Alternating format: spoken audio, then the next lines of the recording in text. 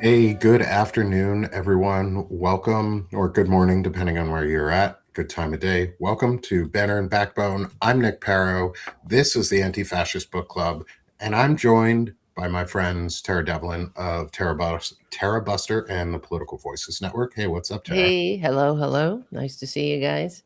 Good to see you. And my shirt twin today, Chris Nice. I Goldsmith, love it. has all of us fighting fascism. I like it. Good Chris idea. Chris, the founder of On Offense, one of the leads and incredible creators at Valor Media Network, creator of Veterans Fighting Fascism, Task Force Butler. List goes on and on and on with Chris of incredible things that he's done. I've now met his best friend. Stop. I've now met his best friend too, so he's Oh. screwed. Now I've got the inside scoop from his friend, and all in the good ways. So what's up, Chris? How are you today, man? How's it going, man? Good. So welcome, y'all. It's Friday, which means we're back for the Anti-Fascist Book Club, where we are continuing our series, or book 4, episode 3, I believe this is, of To Catch a Fascist by Christopher Matthias. And before we get into our book, as always, Chris, do you want to remind everyone what the book club is and isn't? And for those who are new with us, this side of my head, there's a QR code up there for the Veterans Fighting Fascism Anti-Fascist Book Club guidebook, so you can start your own. So the Anti-Fascist Book Club started actually because of a super viral TikTok. It was a total fucking accident. After the election, people were reaching out to me asking, like, what do we do? What do we do? And the first thing is you have to educate yourself about fascism if a fascist is going to be the president of the United States. So I came up with a brief list of what I thought was the essential reading so that people can understand the history of fascism is the history of democracy winning. However, it might be 2 years, it might be 50 years. Depends on how your opposition organizes. So the Anti-Fascist Book Club is the big project of Veterans Fighting Fascism. It's not just a list of books to help you educate yourself. It's an excuse to go out and get involved with organizing with other people. That can be virtually, as we do here every Friday, or more importantly, it should be locally and in person, if at all possible. If you want to combat fascism, you can't be hyper-focused on what's happening in Washington, what Donald Trump is tweeting about. You have to know what's going on with your local fascists, the fascists in your own backyard. So if you're interested in actually combating fascism, everything that you need, all of the guides are at veteransfightingfascism.org. It's the book list. It'll get you through your first 6 meetings. I've got a guide for each one of those, like questions and answer period, whatever, just to get the conversation flowing. Unlike most nonprofits, I don't want to build a relationship with you. I don't want you on my email list. I mean, if you want to donate, that's great. But the goal is to make it so that every anti-fascist is self-sufficient and can organize locally without needing Veterans Fighting Fascism or Chris Goldsmith. We're here to get you started on your own activism that you should be engaged in locally, because fascism grows in your own backyard, and that's where you have the greatest opportunity to fight it. Yeah. Agreed. Tara, before we get into our book, anything you want to add? No, just I think I was just listening to Chris and thinking what a great person he is. That's all because you're in the game and you don't just sit back. I really admire that. You make the change, and I love that. I love that. You're leading others to join. So yeah, this is how we're going to win. I think I just think you're a great person. So thank you. Thank you for all you do. Yeah. I want to point out that you made an important word choice there, Tara, whether it was purposeful or accidental, but recruiting others, I think, is a really important word choice. And I was talking with Pete Dominic yesterday, longtime comedian, male advocate, girl dad, pro-democracy friend. Like he was on two of my shows yesterday, just back to back, on accident for the second one. But in the first one, he said something along those lines of like he purposely recruits people into his life. And Hmm. right now, we're combating a group that is, or we're going on offense against a group that is purposely recruiting hate, purposely Right. recruiting the most Yeah. evil elements of our society, actively using that to foment fear and aggression and anger. We need to be purposefully recruiting people to our side too. Right. I With think hope that's an too. That's the yes. thing. Yeah. Mhm. Yeah. Yeah. Yeah, and with a different mindset, not with Hmm. the "I'm here because I wanna hurt Yeah. people," Or but "I'm here exclude because the people and benefit of what hmm. I'm doing is for the greater good, That's right. and that others can be involved with it," and I think that's a powerful difference that Chris, you mentioned organizing, and I'd love your thoughts on, like, what do you see happening right now on a national versus local level for organizing when it comes to, say, the Democratic Party compared to grassroots movements that you are either familiar with or know about that are actively encouraging citizens to be involved compared to, say, what the Democrats or the parties are doing? Yeah. So let me back up for 1 second, just talk about the recruiting thing. So first of all, despite what it might look like, Nick and I do not coordinate our t-shirts.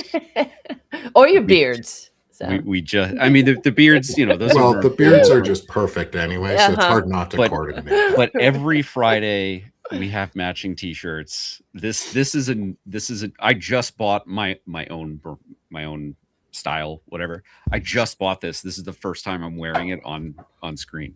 And I come Mm. on and Nick is wearing that. Nick got that shirt because we were together a week ago today. We were in Minneapolis.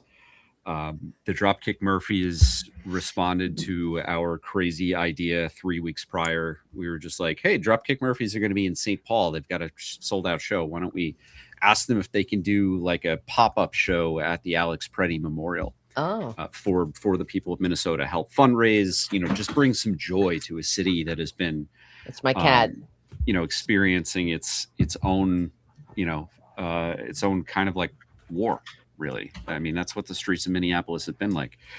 So over the course of 3 weeks, we planned a pop up show that originally, like the idea we pitched to Dropkick was, Oh hey, we'll get God. you on the back of an 18-wheeler and like you just pull up to the site, do an acoustic show for whoever's there because there's always people at the Alex Preddy Memorial, and then take off because you guys have got your show that night and you need to perform. That turned into, well, you have to have a permit for that. So, well, if we need a permit anyway, why don't we just stay there and like get a couple of local bands? And then it ended up being an entire fucking day long, kind of like a musical festival, I guess. Yeah, a Like little bit. technically a It music. felt like a day of a music festival. Yeah, I've been Yeah. to plenty of those, so it had that vibe. People were in and out. Like I was up right next to the stage. It was fucking awesome. Yeah, no barriers, just open to the street. Like people could just come and go as they pleased. It was really fucking awesome. So, um, talking about what communities, there's a very long way to answer your question about like what local communities are doing. Minneapolis is a place where I think every American who has the means to do it should make plans to take a vacation to go there for a weekend or for a week if you can. Just visit Minneapolis. They need the business. They need the attention. They need people to understand that ICE is still present. There, yes, has been a little bit of a drawdown, but now they're going into the suburbs. They're going into rural communities where there's less resistance. And one, aside from like trying to bring back the economy in Minneapolis that has had tremendous damage because of all of the ICE raids and the ICE occupation, we all collectively need to learn the lessons that they have learned on the front lines of fighting a fascist regime, because ICE is a fraction of the size that it will be in 2 years. Like it takes time to staff up, though training is abbreviated. Like it does take time for the organization to grow. as the organization grows, it will be deployed, as it was in Minneapolis, to many other places in the United States. So talking about like making self-sufficient anti-fascist activists, one of the ways that you can learn how to fight fascism is go and meet some Minnesotans who've been doing it in the most literal sense, physical sense for months now, and just go to the Alex Preddy Memorial. Wow. We were hosted by the Black Forest Inn right across the street. Glam Girls Donuts, which I think is good girl, is where good donuts too. Amazing donuts. I think that window was where someone, like the first video of I think it was. That was the Alex cross Preddy's street view. Yeah. Yeah. So go there, visit those businesses, talk to the people who are just hanging out there. Nick and I were there for days, and there was not a minute where there were not people manning the memorial, keeping candles lit in the rain all day. Like it was truly incredibly inspiring. And if you want to know what anti-fascism looks like when like the fucking stormtroopers come to your city, that is what it looks like. Go talk to those people, learn some lessons, and bring them back home. Yeah. And I want, adding on to what you were talking about, like while I was there, I got to talk to folks. I got to really be really up close to the people, especially the band Brass Solidarity. So at the end of the evening, a brass band, large band sort of group called Brass Solidarity, super soulful, super just energizing community group, came out and they closed the show. And then they stayed for an extra hour after the event ended just to give their friends and neighbors a party, like something to dance for and enjoy. And I stayed for that whole show, and you guys got all that recording because I was fortunate enough to be able to go. Like, I was fortunate enough because of the sponsorship of Veterans Fighting Fascism and Chris, and to get to meet all of the folks at Valor Media that were there, the Save America movement team that was there, the other veteran creators, but getting to interact with the community, you could see like there is a sense of hope there. Mhm. There's a solidarity amongst the people. You can feel it. You can like tangibly feel how much more together they are now than they were before the year started. And I've never been to Minneapolis before, but you can tangibly feel how together they are. At the same time, there's a simmering hate, right, and anger right below the surface. And they're not using it to fuel violence. They're using it to fuel community. They're using it to fuel memorials, to fuel mutual aid for each other, rent funds, support systems. That's what they're doing. That's what we should be, one of the main lessons we should be able to learn off of from them is that community. But also when you're inside it, like Brass Solidarity, that's part of it too. The music, the creativity, the getting to be a part of that connection and feel and community experience. And they had us singing with them at the end. They had people participating. There were walks of life from every walk of life there. We had some incredible veteran community members speak. I don't remember his name, but the speaker before the Murphys came on, the community kitchen owner, Chris, do you remember his name? The veteran who spoke for a little while. I was inside doing interviews during that, so I didn't get to see. Oh, okay. It was one of the videos I posted. It was the guy in the blue jacket. I don't remember his name. But he's a community member. He has his kitchen open. Like he owns a restaurant in the community and he has it open to those around. And he's looking to, at this point, it sounded like run for an office. And I got to talk to him afterwards and just hang out with him for a little bit. And I was like, dude, whatever it is that real politicians have where they can spark joy and togetherness, you've got it. like whatever office you run for, you better be fucking running, dude. Like I we've think I got you. saw your video of that Yeah, guy. you This saw it on big TikTok. tall dude. Yeah, Yeah. the black gentleman with the tight curled hair and pulled in the ponytail. Yep. I met him.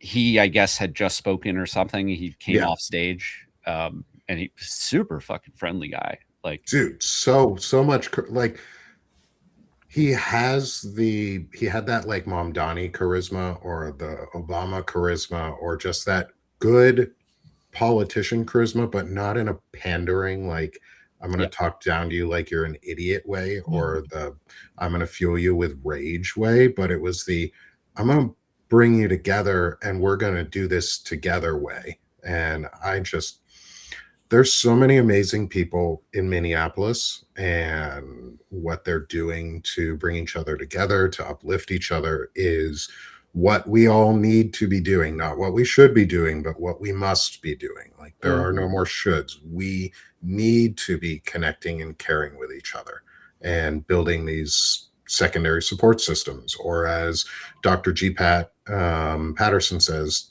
Doc G says, you can find them on Substack here, Doc G, is the daisy chain. Like the daisy chain of building solidarity communities and movements together, because we are fighting back against groups that are organizing in those same fashions, just on the other end of the ideological spectrum. They're building their own parallel system to place over the Constitution. We are building one to reinforce and reclaim the Constitution. And I think there's a big difference, at least for me, there. But we should probably tie this all back into the book that we're reading, because we are reading a book. Though we could have an incredible conversation, I think, just on what happened in Minneapolis and like what Chris and I experienced. So I'm probably going to just invite Chris on to have a conversation about that, sort of like a debrief of like, what happened? What'd you experience? How did it go? What did we all learn? You're going to be seeing a lot of the veteran creators that I met coming onto my shows here soon. I've invited pretty much all of them at this point. And who I haven't yet, I'm going to extend invites to come on actually the Intelligent Masculinity series on Sick of This Shit Publications, men and women, because there's unique perspectives that we need from moms, from women who've experienced men in the world, and men. And so, but that all sort of wraps into to catch fascist, because we're fighting back against movements that are really well organized. And Chris is our resident Nazi hunter, or was, still is probably. And you semi-retired. turned us In on a different way. yeah. And I want to get your thoughts on, as we're continuing, we're still roughly in the middle of the book right now, early mid book, wherever you really find some powerful points that you've pulled out. But one of the things you said, Chris, before we even got started on this book was, this is the book I wish I had or had been able to write or put my thoughts down to say years ago. And I'd love your like full-throated expression of why, as we read through this. Yeah, it's I mean, as you alluded to, I've been infiltrating these extremist organizations, performing research, basically gathering evidence of criminality, like is documented throughout this book, writing reports, sending them off to both law enforcement, to policymakers, and to victims, so that so the members of Patriot Front, that was kind of my most frequent target, could be held accountable. It was incredibly tough work, but also really fulfilling. Task Force Butler Institute's what it was created for. We were wildly effective for an unfunded organization made entirely of volunteers.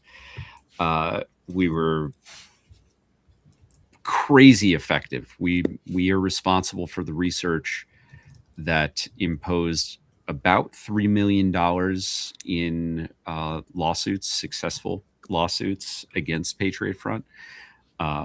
We managed to get a bunch of them prosecuted.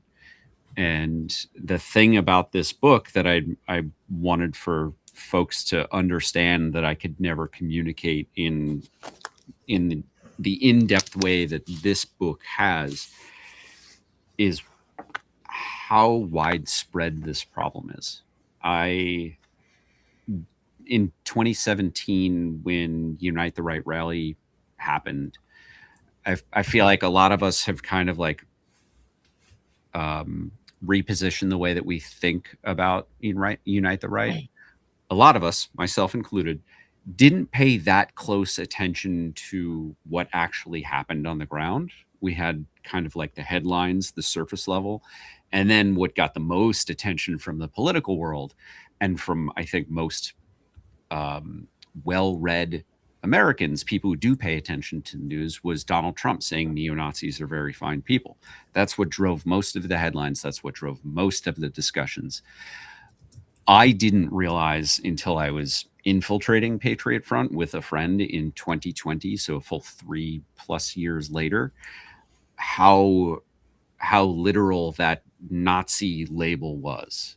That I didn't, when my friend first proposed that we infiltrate a Nazi organization together, I thought he was using the term Nazi hyperbolically. It wasn't until I was inside that I saw them discussing and debating National Socialist philosophers and writers and authors and books. I didn't understand until I saw them using the words propaganda and self-radicalization unironically that they were seeking this out, not accidentally. They weren't radicalized by the manosphere as so many people talk about, and that is a tremendous problem.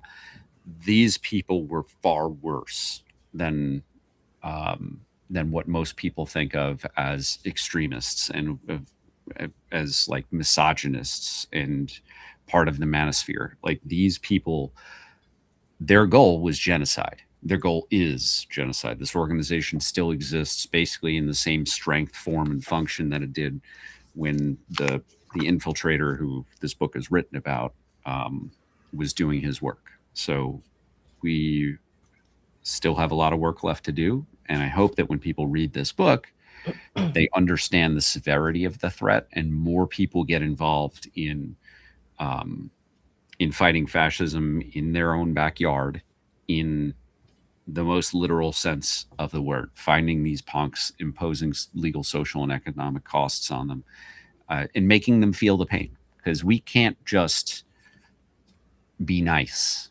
We can't just hold hands and do the kumbaya shit. We have to hurt these people in every legal way possible. We have to impose serious costs, serious disincentives in order to get them to stop doing this shit. And this is not a belief system. This is a way of life. It is not a belief that Jewish people or people of color, need to go away. This is the hate that fuels people like Stephen Miller, which turns into federal policy, which turns into billions and billions of dollars of our taxpayer dollars being spent to hurt millions and millions of good people. Yep. Yes. Yeah. I mean, we're building concentration camps in the US and DHS is buying up warehouses and converting them. And like you said, that takes time. And training and property purchasing and finishing building out a network of cameras within the nation and getting the permits to make sure that they can build those initially, and then having all the data acquisition systems and the profiling and predictive policing systems that they're putting online, like Project Gotham and Maven and all of the Palantir related programs that are intertwining with DHS and Flock Safety. Yes, it takes time. It takes time for this movement to coalesce into its like hyper oppression state, because we're not at the coalesce into they're getting their shit together, where we are coalescing to get our shit together. They are coalescing to implement the final stages of their 40-year plan, because this plan, has someone said it in the chat, this goes back to McVeigh. Well, I would actually say this goes back even further than McVeigh. This goes back to the Civil War. This is American tradition of white supremacy. This is not an old, it even goes back further. It goes back to the Mormons conquering the entire West and genociding the groups of natives across the country, or back to the Trail of Tears and us genociding the entire native populations on this country. We need to stop limiting ourselves to the idea that this is a modern movement in America. This is a 250-year-old American movement that needs to be quashed. And so we are fighting against the ends. They are together. We are still pretty disorganized right now, to be frank. Like, there's no national unity among Democrats. There's no national unity among another alternative party that could replace the Democrats, or replace both the Republicans and the Democrats in a positive way. And we need to get on that. Like, we need to actually be on that. Can I Tara? say something? Yeah. No, I'm right just. in. I'm sorry.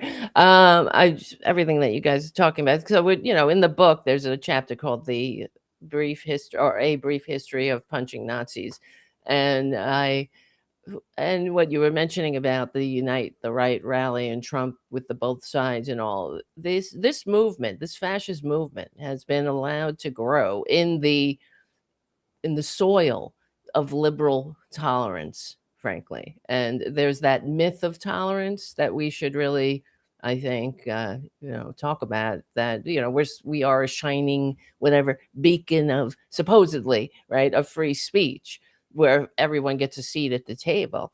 But if that's the paradox, actually, that's the word, the paradox of tolerance, not the myth of the tolerance, the paradox, that if we allow these Nazis, these horrible people who want to commit genocide, we allow them to grow and organize and march and recruit under our liberal tolerance, then we're really setting the flame on on a fire that's going to burn us all down. And as we see with these people who are now in the halls of power, we really do have our work cut out for us now, because they get, and we've seen this, we saw this happen with when the Unite the Right rally had, when Trump talked about very fine people on both sides, and you had the punditry, the media, the corporate media pundits,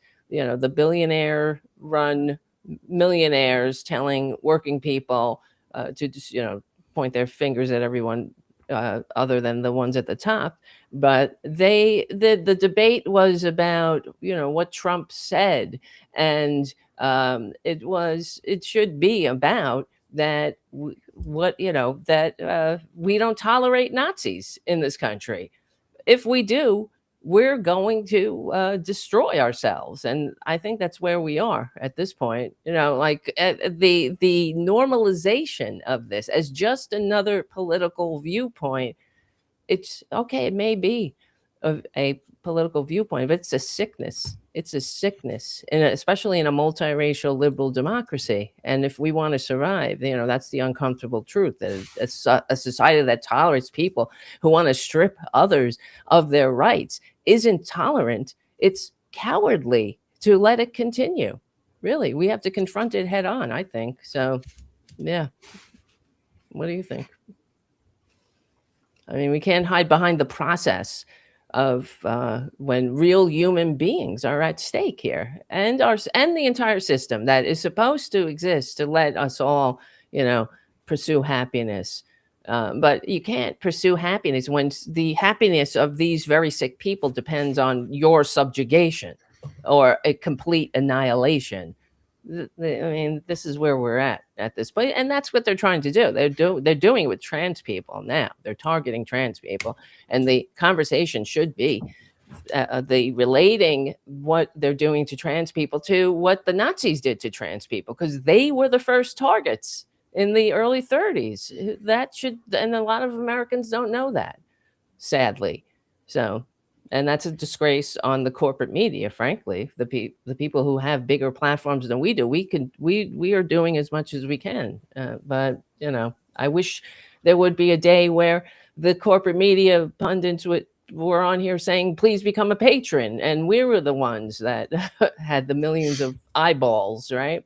That'll So, be soon enough. Because, exactly. well, I think part of it too is breaking through those mythologies and getting like the anti-fascist research into the public sphere and breaking Hmm. through the misnomers and the purposeful biases against militant anti-fascism and what it Mm. means to truly be anti-fascist. Because just like during pre-World War II and during World War II times, when the media was bought up by rich assholes, Hmm. and say newspapers in America at the time were promoting Nazism. They weren't against it. Yep. We had the German American Bund in the US. Like, Yep. Yep. Yep. we had a partnership unofficially because citizens decided they wanted to do that. And there was the Madison Square Garden rally. There Yep. were other types of Unite the Right rallies that didn't always, they did get the significance now that they do, or after they happen, there was significance to them. But now we're living through those types of events again. And we have to we are the ones taking over the space to push back on that shit and say, no, like, I'm not going to tolerate Charlie Kirk memorial Oh sites God. across the country, or when I see a Right. church in Oklahoma that I drive by with the Christian flag flying over the American flag. Maybe next time I drive by, I will stop That's and find the disgusting. address and call the cops, because that's that's an illegal act. Mm-mm. That you don't put the flag of another group over the American flag in the States ever. No. Or the laws of, yeah, Courtney, thanks for that one. I was going to bring that up too, is the law in Kansas now revoking trans people of their driver's Are license you kidding me? Oh and my God. removing You that see? federal identification that would be needed Right. Right. to Right. Right. Right. vote. Right. And Right. this is the precursor to voting restrictions, and is a voting restriction. It is a Jim Crow era law to restrict people from the access to vote. These assholes are fucking organized. They've been doing this forever. And we, like, you, Chris, you mentioned how pervasive it is. Now that we're at a point where it's becoming less socially unacceptable Right. to That's it. be a Nazi, which is a Yep. fucking problem. It's a problem. I have to say that A sentence. big one. How do we continue to impose the types of costs necessary to stop further recruitment on their side and promote recruitment for pro-democracy initiatives or pro-human initiatives on our side? So that was a perfect segue. I swear we don't plan any of this. I'm here for you, dude. So page 87, the first page of chapter 7, a brief history of unmasking, begins with: the history of white supremacy in America is marked in part by periods when the most ardent practitioners wore masks and periods when they didn't need to. When I interviewed Chris Mathias, I brought this up during the interview and asked him, are we entering a period where the masks no longer matter? And his answer was kind of like, yeah, maybe. And it was in the context of ICE. So many of us have been advocating for ICE to abide by the norms and laws. of law enforcement in this country, which is we do not have a secret police force. We do not have a police force that goes around with masks without any identification, no badge numbers, no name tapes or anything like that. And I am wondering if we are reaching a point where if Congress passed a law and they actually enforced it and ICE no longer wore masks, does the United States do we, the people, have the capacity to impose costs to disincentivize fascist behavior by this growing police force? They have the largest, they have one of the largest budgets as far as military forces in the world go. They have a budget that is now larger than the United States Marine Corps, which, by the way, has ships and has aircraft. Like it's not just human beings. They have very, very, very expensive equipment and bases all around the world, right? I think that we could be entering an era when, if ICE is unmasked, those ICE agents might still feel invulnerable, not just to the law, but to social consequences. And they certainly feel immune to federal law. The vice president of the United States has said it explicitly that they have absolute immunity, which, while that is not the law, the fact is that Donald Trump holds the power to pardon anybody for anything, for any federal crime. So unless we convince state governments, attorneys general, districts attorneys, to start filing charges against individual ICE agents for violations of local and state law, which they are within their jurisdiction, unless we convince these local and state politicians to be aggressive, we will be in a place where Donald Trump could just say, "I'm giving you a preemptive pardon." Remember around January 6th, the phrase preemptive pardon or pocket pardon was discussed all the time. I mean, I think what I remember from those conversations from legal scholars, it seems like a hole in the Constitution. Donald Trump could preemptively pardon ICE for anything. So it's going to be up to state and local governments to rein them in. So if we are successful in getting them unmasked through advocacy, through the law, will it even matter if state and local governments aren't stepping up? That's and what's Donald so Trump has frustrating. issued a blanket or preemptive pardon?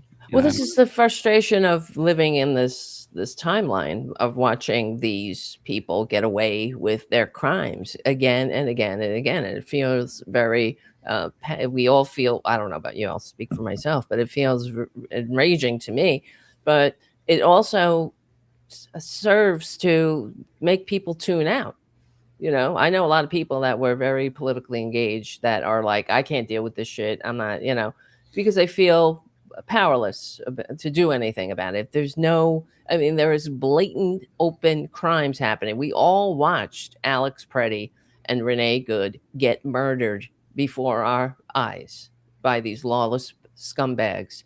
And what happened? Where's Jonathan Ross now? Is he's still on duty? I know he got a big payday on GoFundMe from the fascists, right? Or wherever they have their own fascist channel where they fundraise, right? Give, set, and go. Yeah. But that in itself is disgusting. There's no accountability.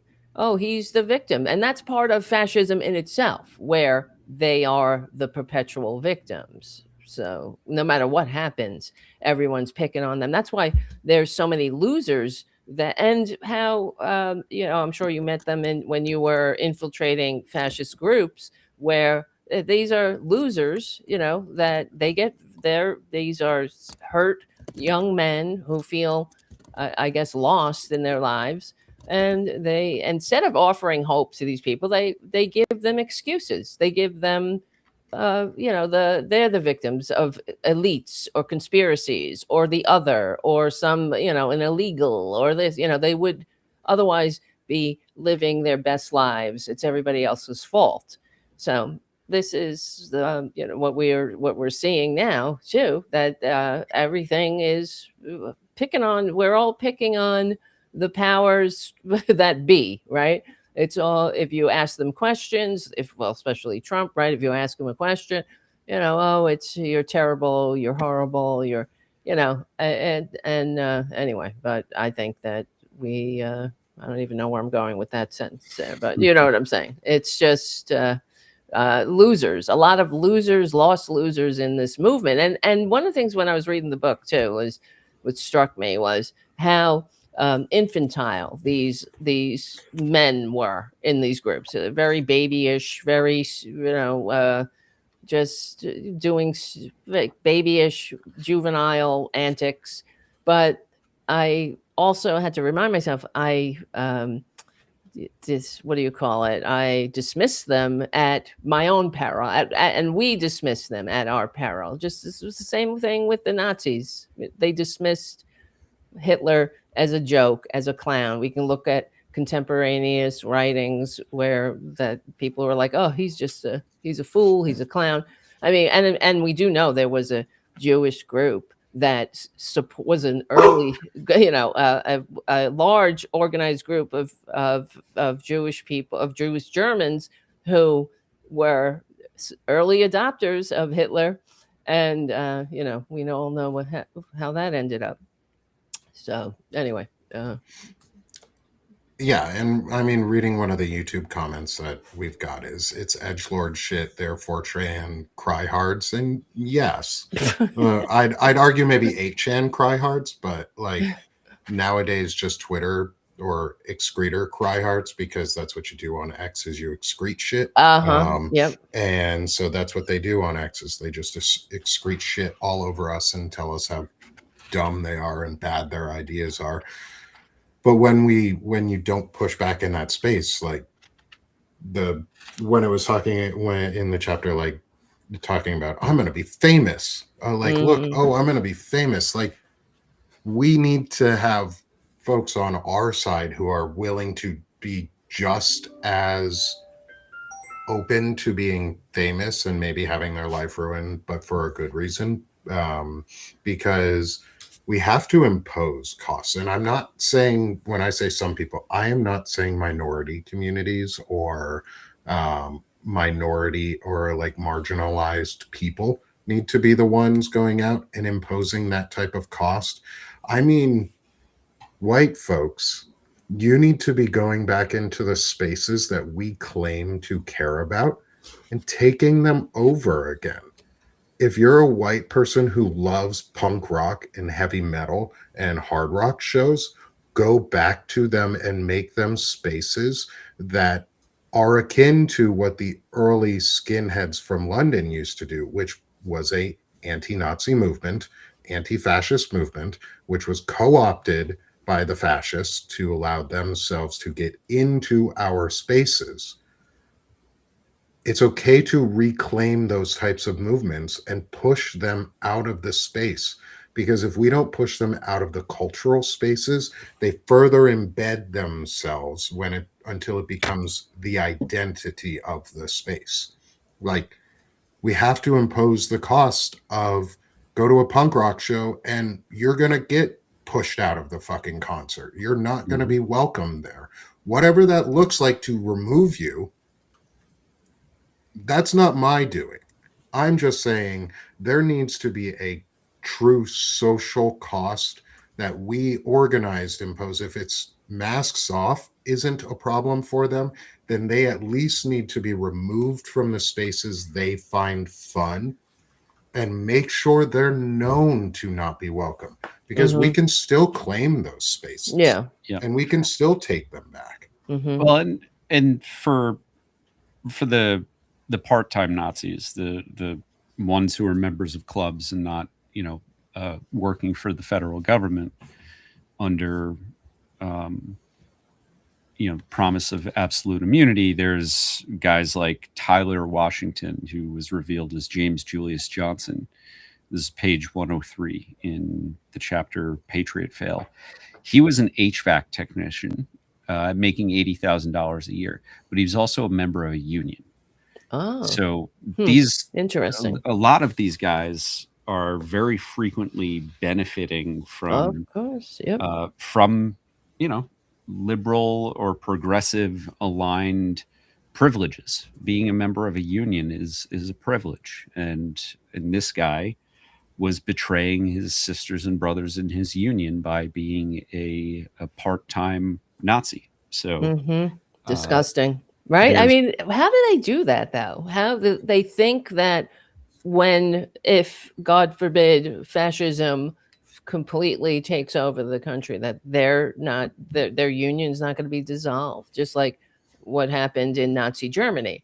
These the Republicans all the time. I'll get messages from right wingers, and they'll say, "Oh, liberals are they're fascists or whatever," and clearly you don't have a grasp of history, much less reality.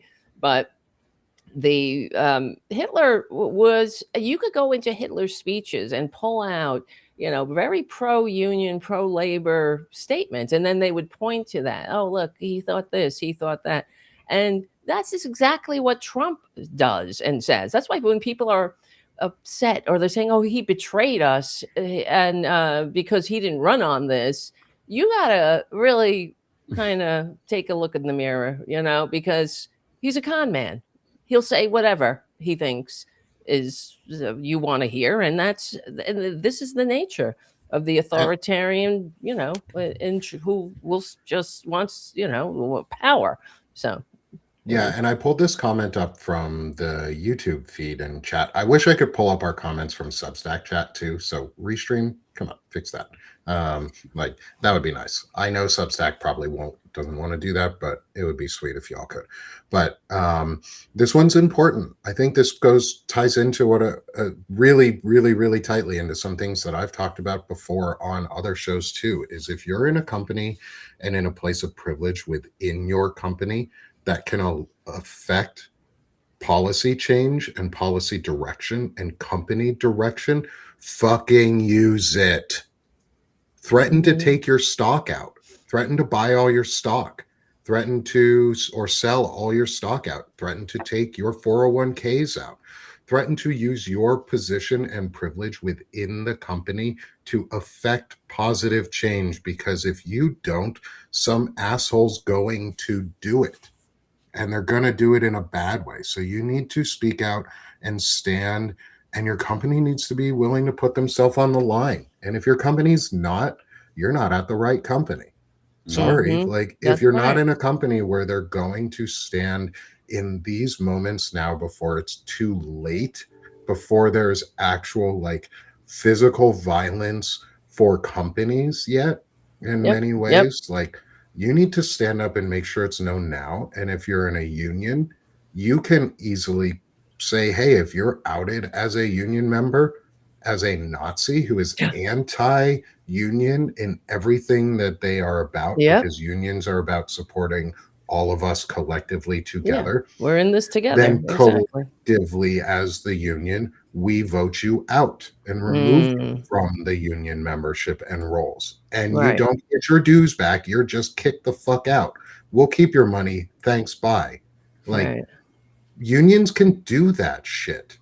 And if your union leaders, I wonder though if they can though, because there's been so many anti-union laws passed by Republicans. Like, well, then they have to try. Well, they have to yeah, try no, I least. agree. They should go to court and all that and take it to court. But for example, you as I'm not sure what the case is, or what it is now, what the law specifically is. But you know that Republicans have been like dismantling unions, especially when Trader Trump got back into office. One of the first things he did was stop he signed an executive order against collective bargaining for federal workers, and so there.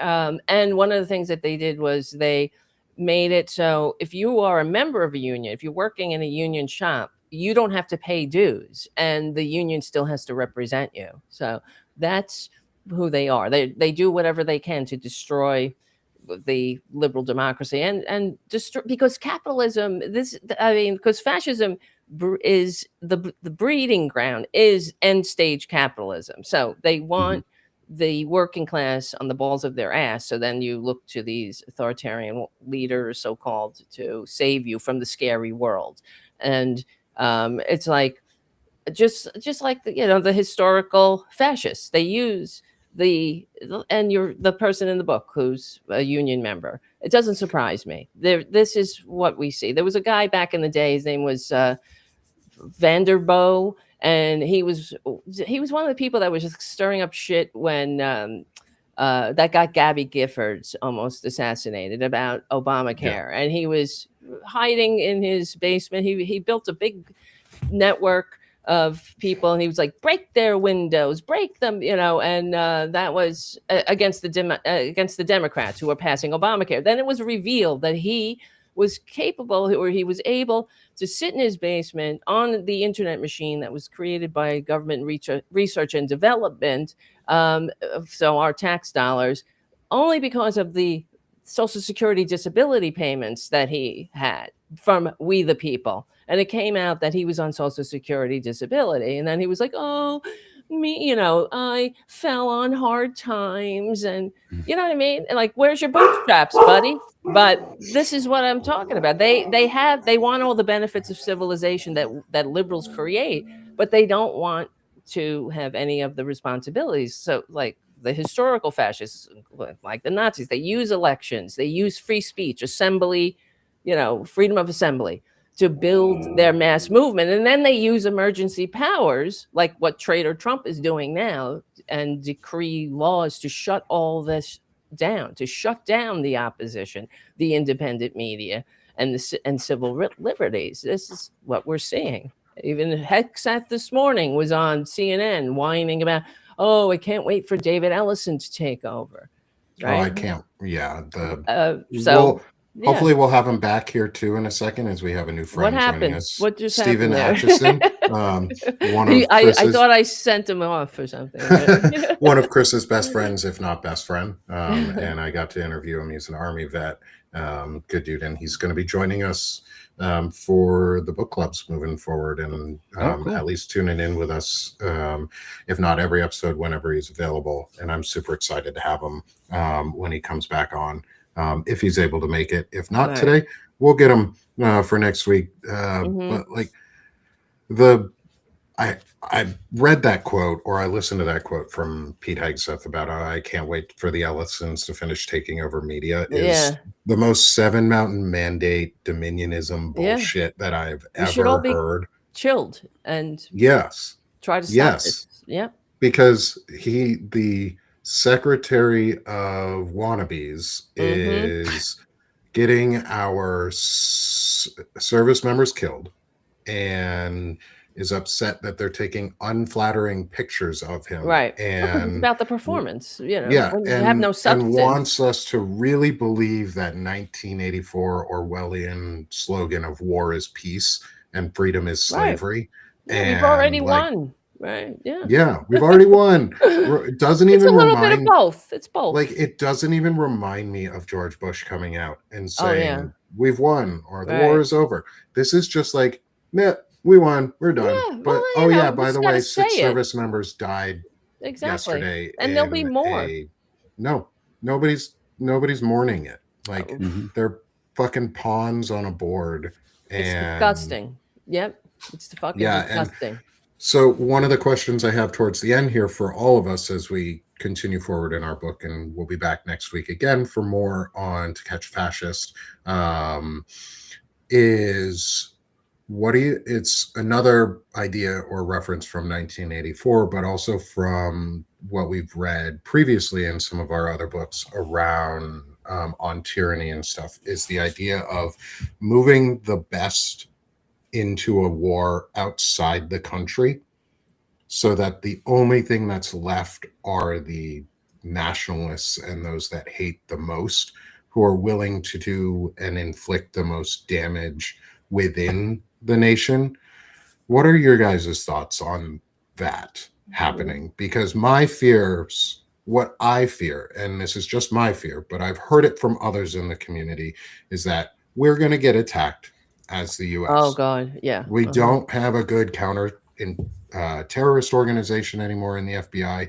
It's been gutted. We have some fucking jackass, dumb, non-intelligence professional who's leading one of the most important counterintelligence units in the country, if not the world, protecting the US. And we've got Kash Patel. And yeah, you talk about that we're gonna bring- 22-year-old guy who was that asshole. the The delivery driver or whatever.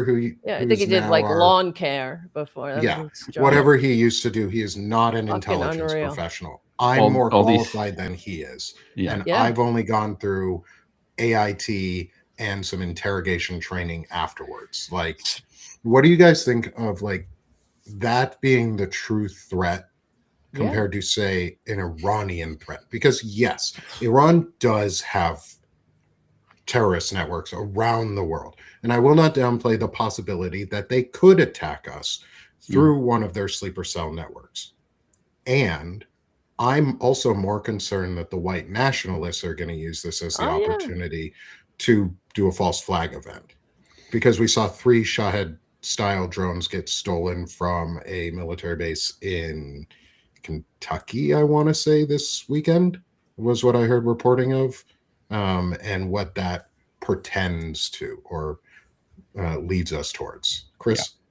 So I do have a hard stop in 2 minutes. And I'll pull up your QR code here while you're finishing out too. Thank you. We had 2 terrorist attacks happen yesterday here in the United States.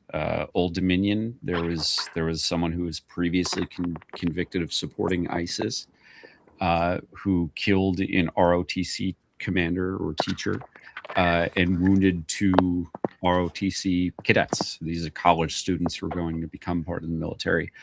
On the same day in Michigan, outside of Detroit, there was a synagogue that was attacked by a man whose 2 brothers were killed by Israel, I believe in Lebanon, in the past week. So we should all be expecting more of this. It is, I'm not saying it's just, I'm not saying it's justified. I'm saying it is likely. It is a rational response to attacks, an entity that is attacking you or people that you associate with or your family. Again, I'm not advocating on behalf of these terrorists. I'm just telling Americans that when we go to war, we should expect the other side to hit us back. It's war, as dominant as we are in the battle space, which is Pete Hegseth's like sole focus. We can't cover absolutely every shopping mall, movie theater, synagogue, church, everywhere in the United States. And we've got a tremendous portion of federal agents from the FBI who used to investigate terrorism, who are now sitting in Home Depot parking lots, taking notes and handing them to ICE, not because they want to, but because that is their job now.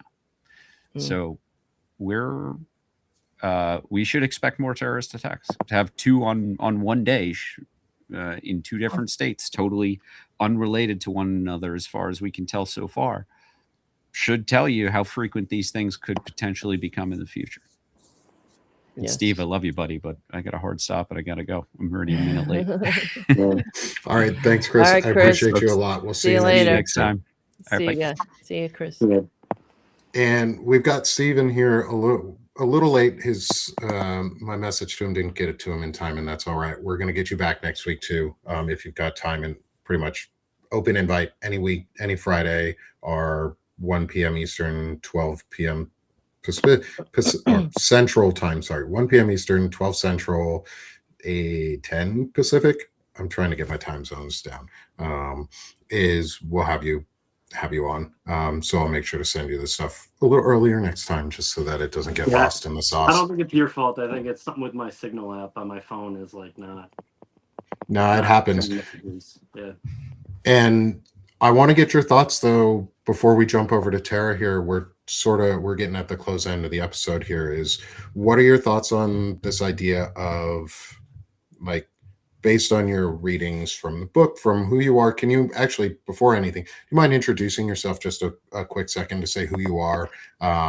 Chris or Stephen and I got to know each other over this week and over the past couple of weeks a little bit, but we got to know each other this week on an intelligent masculinity interview. And as I said earlier, he's a good friend of Chris Goldsmith's. But Stephen, do you mind introducing yourself before we get some of your thoughts on, like, the likelihoods of, say, sleeper cell versus white nationalist attacks on our nation, and how we need to combat against that so that we can be on offense for saving democracy? Sure.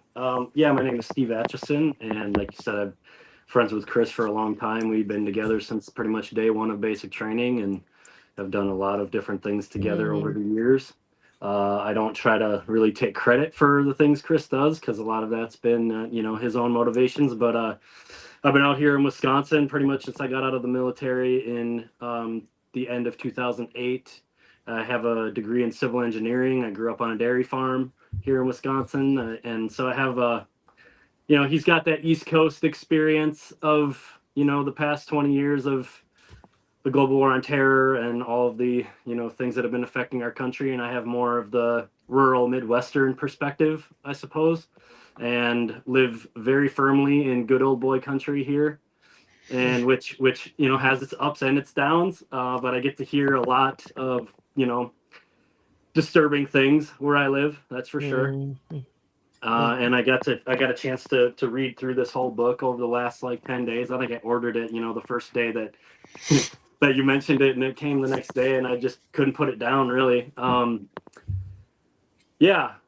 think the most important thing that we can do is just try to organize in our communities. Like, I used to get really bogged down in, the global things that are happening, and felt very hopeless and ineffective. And it wasn't really until I started trying to organize more locally, and statewide, and really in my community, my small town of 800 and some people here in Blanchardville, Wisconsin, and just, finding where my allies were even here in town, and how we could get together and create resiliency and protect our own communities, and not in any, like, militant way or whatever, but just by really getting to know each other and creating that community, and figuring out where there were areas that we were lacking right here, and addressing those needs together is really, I think, the most important thing. If we all just focused more on our local issues, we'd be a lot better prepared for the bigger things that come our way. Yeah, and I think that's a really important point. Thanks for bringing that up too, Stephen, was around the local and how we need to. And sometimes, yeah, it feels weird because we talk about local stuff and we are nationally speaking, like we are speaking nationally and internationally. Like, we have some amazing members of our audience who are in Canada who are actively supporting this offense for democracy, because it personally impacts them too. Like, the US going into a fascist nation is a bad thing for Canada, because it impacts and scares the shit out of Canadians, because they're our closest neighbor and we could just roll onto and over them if we try. Like, we could start an offensive against them, and that would be scary as shit. And so Canadians are seeing us and becoming part of our community too, in a good way.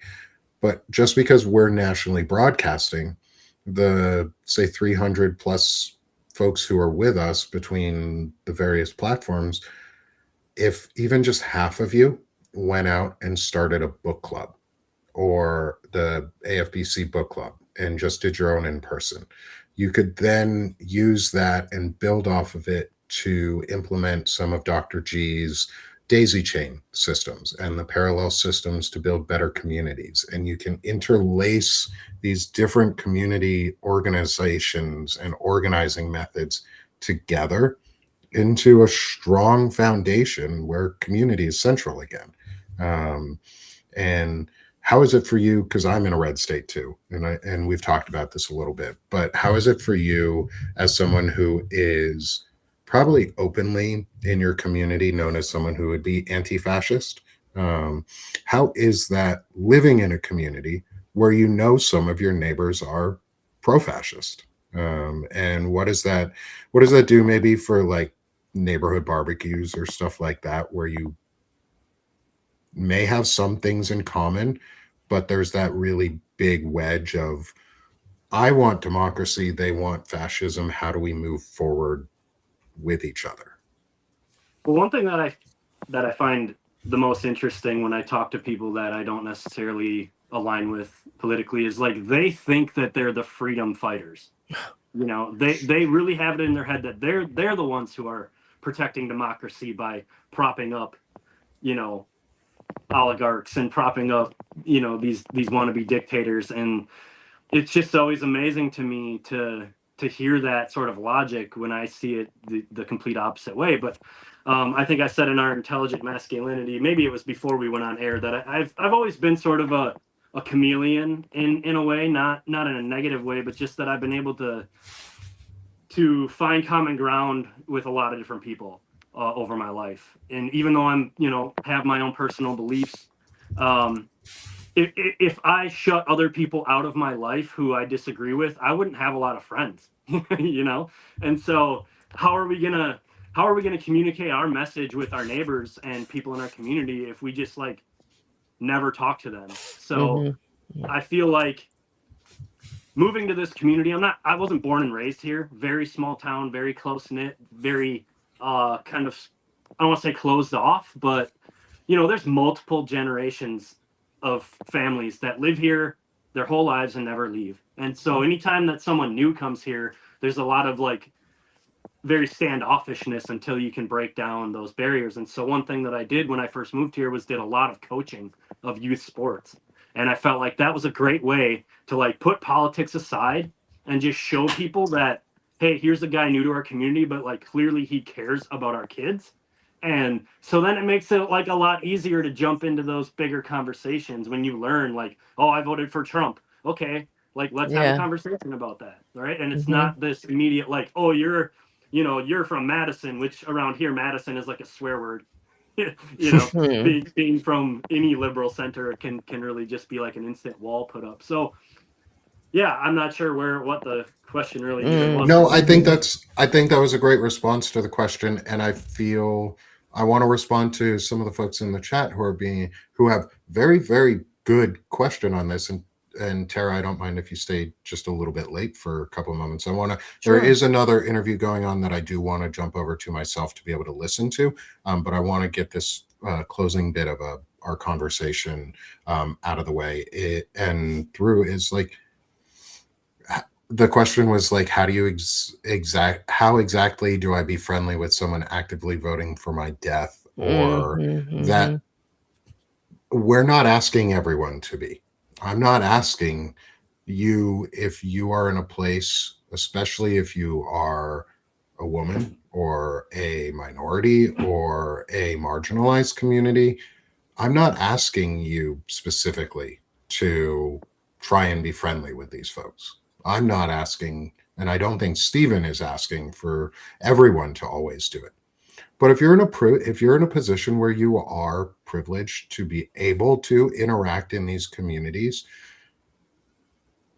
and you can bear some of the emotional burden of disagreeing on that topic, like go participate in those communities. And when I say like if you have that privilege, a lot of that means if you look kind of like Stephen or me, like if you're a male and white and you have the privilege of being able to walk into most spaces and not be questioned as an individual ever, my privilege means I get to then go and say, hey, what you're doing seems fucking stupid. Explain it to me. And my identity as a person is not going to be questioned by those folks. It's going to be seen as a challenge, yeah, and maybe an aggressive challenge towards their identity and who they are.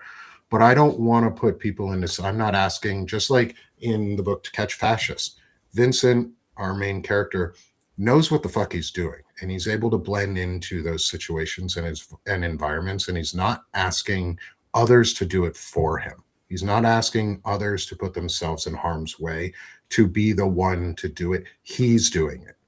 He is the white man who can do it, who can go into those circles, not always to be an undercover anti-fascist,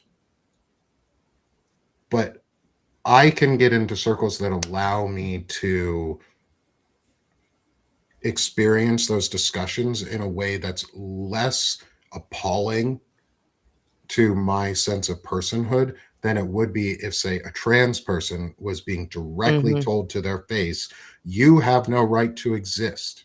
That touches me, but not as severely as if I was a trans person being told that. And I can use my privilege to push back and go, hey, I'm not a trans person, but that's fucked up. Yes. And we make those the social costs. And Yeah. And Stephen, you talked about it a little bit in our interview, and we're sort of tailoring. Tara, sorry, you're getting an intro to what we talked about this past week. But I do want to hear this a little bit again. Was Stephen, you talked about coaching, and specifically when we spoke, you talked about the way you intentionally used words to not demean girls and those others who were in the flag football league that you were coaching.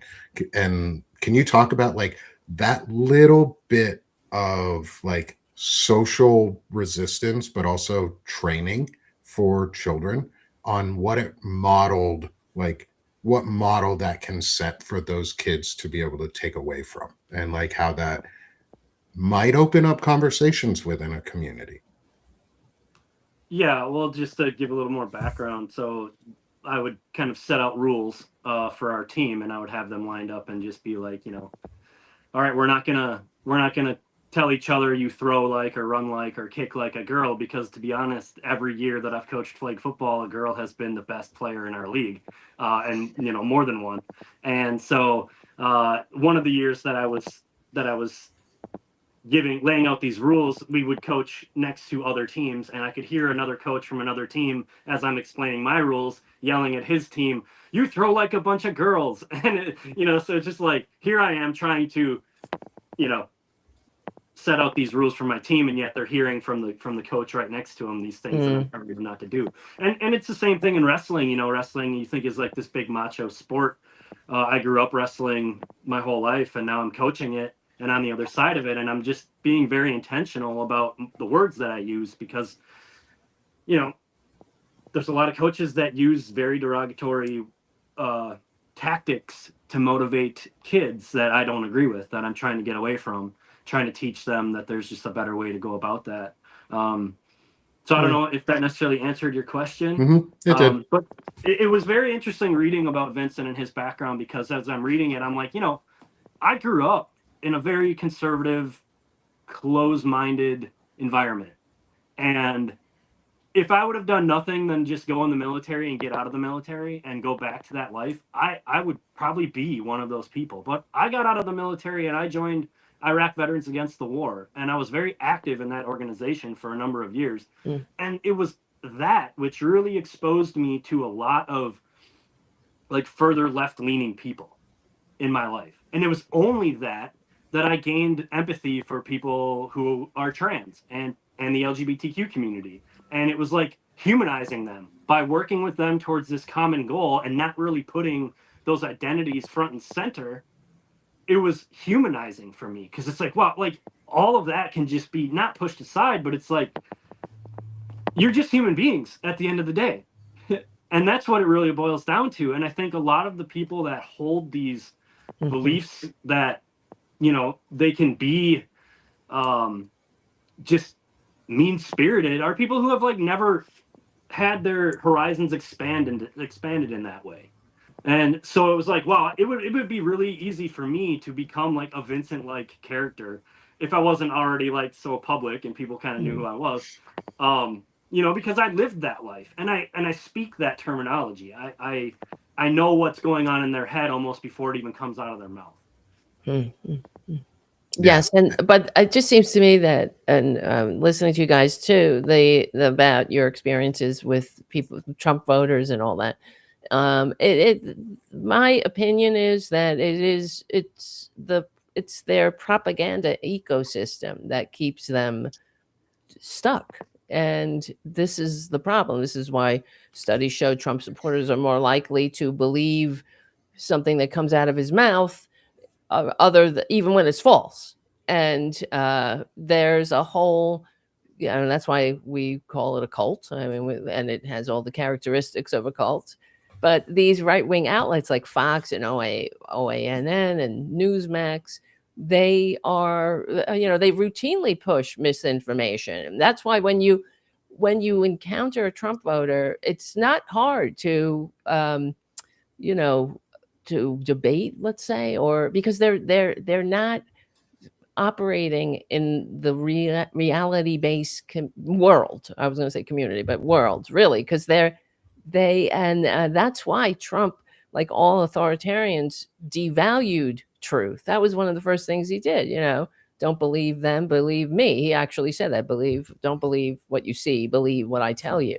Mhm. And so, and now these people, it's like there's a whole, identity. That's why it's going to be very hard to break people out of it. But we have the duty. I'm of the opinion that you can't just leave things like laying in the floor to stink up the place. You have to respond. And even if that little social pushback, there's I think makes a difference. So Yeah, I follow the Republican nominee, I guess you could call him that, for the Wisconsin gubernatorial race, Tom Tiffany, and I follow his social media, and it's just, to me, they just always play on fear. Yeah. They just play it up constantly, and they make people who don't necessarily get out in the world a whole lot, whether that be because they're farming all the time or they're just, they just never leave their hometown or whatever it might be. They just play up on their fears of what the rest of the world is. Right. And it's like, if they could just get out there, and see people for themselves, a lot of that would go away. And I guess that's really what happened to me, is like, I got out and I opened my eyes and I let myself just like see the humanity in people around me. And that's it, really. And I think that's what's so sad about this timeline. And I hope that when we get to the other side, that people are so sick of the division that that it goes in the opposite direction, because we should care about each other, that we shouldn't drink each other's tears. That's one thing that always got me, MAGA selling merch, drinking liberal tears. Why are you drinking the tears of your fellow Americans? I don't want to drink your tears. I'm trying to make sure you don't have to die without health care, that you have living wages. You're not going to cry. Right, Yeah. exactly. Yeah, I want I'm you trying to have make your tears right. disappear so that we're all Yes. fucking happier. Right. I gotta run and grab my charger real quick so that my phone doesn't die. Hold on. Yeah, no worries. All right. And once Stephen gets back, I've got a name I want to ask him about. Okay, but I gotta run at 2:30. Yeah. So, well, let me pop up your. Yeah. Why don't you just carry on with Stephen, and I'll. I'm going to carry on with Stephen just for a couple minutes here after, because I want to ask him a question around a candidate running in Wisconsin and thoughts, because I've had my friend Walter Ryan has interviewed Francesca Hong twice now, the gubernatorial candidate, and I wanted to get Stephen's thoughts on that and like that type of campaign. And she's pretty open about her thoughts on things that are going on, and I think that's pretty awesome. So Tara, let people know where they can support you and promote you, because one of the ways that we fight back and we build community and we get these messages out there is we support each other, we build each other's platforms up, because the rising tide lifts all ships, and the more we rise this tide together, the better. Yes. And because we are filling a void of voices, and Tara, you're one of the voices filling that void of nonsense. I try. And so how can people support you, Tara? How can people find your work? Yes, please. We'll scan that QR code there. And I have a show on Political Voices Network on Tuesdays and Thursdays. And on Friday night, we have our Friday night get together on the Tarabuster YouTube channel. So youtube.com/channel/Tarabuster. So subscribe to my Substack and you'll get the links and all that, and then you'll be able to hang out with us tonight. We have a lot of fun in the chat. Everyone is it's a great community. So 8:30 p.m. tonight, and yeah, if you can subscribe, you can. I know you can do it. Just subscribe. You can do to it. Substack. It's free. It's free to subscribe. You can do it. Yeah, exactly. So yeah, there you go. And we're unapologetic. It's unapologetic liberal talk. This is the liberal media, and we have to support each other. So I thank you for what you do to keep the show going and growing, and me motivated, because it does get much. So Yeah. Thank you. No, I appreciate you, Tara. Thank Thanks you. for joining us every week too. And you will find Tara every week with us here on the Anti-Fascist Book Club and on the Political Voices Network, and every Friday. So come join Tara, come follow, support her work. Yes. Thank you. And help keep getting her voice out there more. I appreciate it. Tara. All right, I'm going to bounce. So nice to meet you there, Stephen. And, nice to meet you too. I've listened to you a couple times, and I really appreciate everything. Thank you too. Thank you. Awesome. And I'll see you soon. All righty. All right. Sounds good. Thanks, Tara. I'll talk to you soon. Bye-bye. Sounds good. And Stephen, I wanted to keep you on just for a couple more moments. We had a question from the chat. I have a friend Walter Ryan, who I do a lot of shows with and have really good discussions with. He's also out of Wisconsin and has been running candidate interviews for the last few weeks and months and trying to get people on. And he's had some really good interviews with folks out of Wisconsin. And I wanted to get your thoughts on two of them. If you know anything about them or have thoughts on them, is your gubernatorial candidate, Francesca Hong, first, and what your thoughts are. Because we've posted on Banner and Backbone 2 of Walter's interviews with her, and she seems solid. She seems like a candidate who's aiming for the people and wants to listen, but I want thoughts on the ground from someone who lives in the state.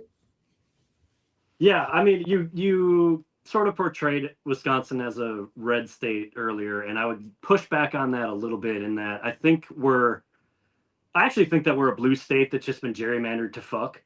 And that's why we sometimes become a red state. But on most statewide elections, with the exception of Ron Johnson, somehow that Jagoff is still in office.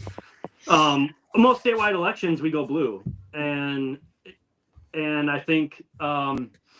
But as far as Francesca Hong, I mean, she's my favorite candidate. That's for sure. I mean, I think she's the only explicit Democratic Socialist on the ticket, and just her background. I mean, being a chef,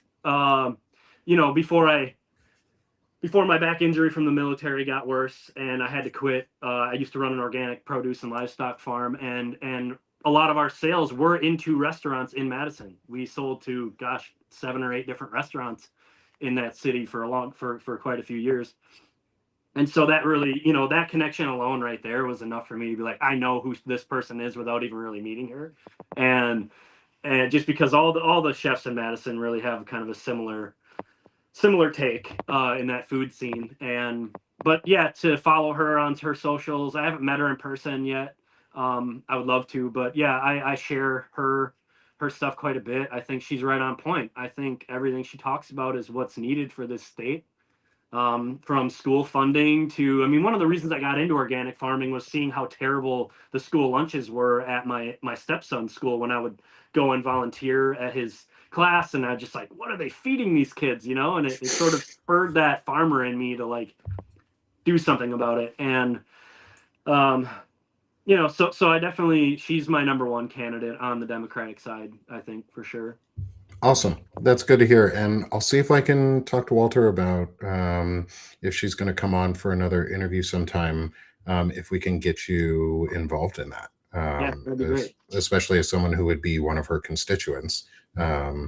Another one of her constituents. It's cool to have Walter doing all these interviews, especially for candidates out of Wisconsin where he is, so that he can help impact change in his local area. And that's really what this comes down to, is local impact and change in what you can do. And there was another candidate, and I don't know if she's your district area or not, but Emily Berge.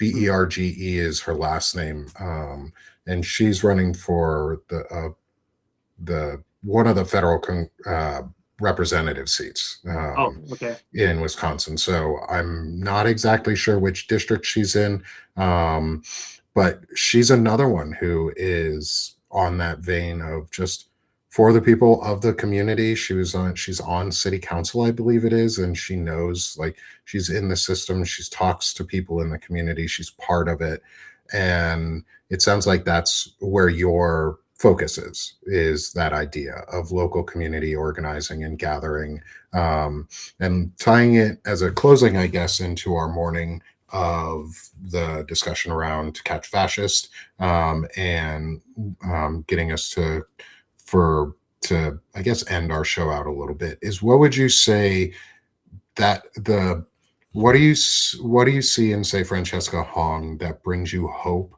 for this type of local pushback that is needed to break through some of these larger or even more localized groups that have spawned out of things like Patriot Front and these white nationalist movements? Well, like I said earlier, what gives me hope are just her ideas for the state in terms of funding for our school systems. I think education is key, and we just really have taken I mean, ever since Act 10, really, ever since Republicans took control of our state legislature, in my opinion, we've been going backwards. I mean, I was in college when Act 10 was going on. I literally slept in our Capitol building, right underneath the second floor of the rotunda in the Veterans Memorial. Me and a few buddies hung out there. In fact, our banner made it onto the Stuart Colbert feature show. We kind of called them out and got brought some more publicity to what was going on there. But yeah, the original protests there, and ever since, we've just seen an erosion of public infrastructure in our state. And so I think just her thoughts on how to rebuild that. And I mean, we really just need better maps. We got some better maps more recently in Wisconsin, more fair maps, but we're still, I think, a long ways away from truly fair. I mean, we have some very, very unpopular people in positions of power in our state that it's just like, it doesn't matter what they do, they're picking their electorate. So we're never going to get rid of them. Luckily, the worst one, in my opinion, Robin Voss, just announced that he's going to be retiring. And I've had face-to-face meetings with him when I was running a veteran advocacy group. And he just would straight lie right to your face and like, thanks for paying for my meal, and just go on with his day, like not even batting an eye. So I was really glad to see that he's retiring, but who's going to replace him, could be even worse. So Yeah. I think, the governor can't just shake a magic stick and have better maps, but we have more fair maps going into these elections than we've had before, and that gives me a little hope to maybe have some more turnover, turn this state from solidly red in our legislature to a bit more purple.